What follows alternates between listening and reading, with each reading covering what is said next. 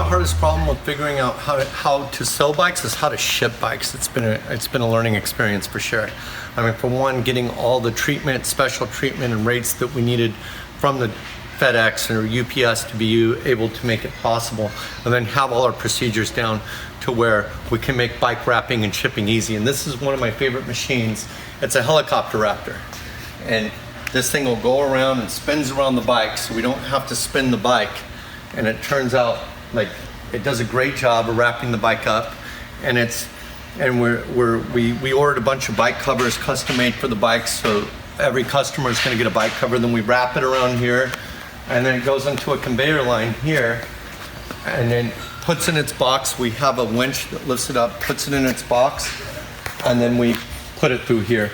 Now, nobody ever talks about bike shipping because it's kind of a dirty little secret of the industry that barely anybody is shipping bikes correctly or legally.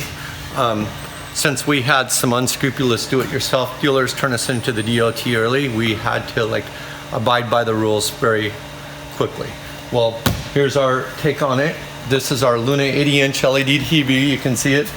And it has the battery warnings on it. It's a battery-powered TV. And what it is that the bike comes fully assembled, so it counts as a vehicle.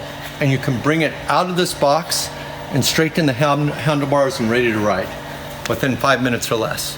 And all our bikes come tuned, ready to ship, and we have to use a giant box like this, right, to be able to do that legally, and also to be able to send our bikes the way we want them tuned, so that you get the benefit of having someone like Kyle test ride your bike, and it comes completely, all you gotta do is turn the handlebars right and then tighten them with the one tool, and then you're ready to ride.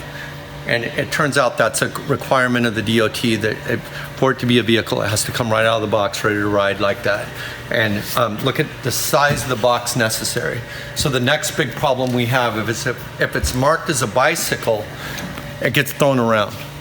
And so we had custom boxes printed, and guess what? Once we had the custom boxes printed, our boxes stopped getting thrown around and people started treating them fragilely. Great. And all of our bike, people getting their bikes scratched stopped happening. Imagining if you order this bike and it's $5,000 or $4,500 or whatever it costs, and you get it scratched. I know the feeling. And you know what? We order straight from Giant or straight from KHS, and when we get, they tell us go buy some nail polish and fix it. And I know that's the industry standard, but people aren't used to that when they're getting their bikes shipped to them. They're used to it. They just want it to be flawless. So what we do is, as long as the bike is flawless before it's shipped out here, we think we perfected shipping enough to where we can get it to you and it's not going to get any new scratches, so that we don't have to tell people to go out and buy nail polish.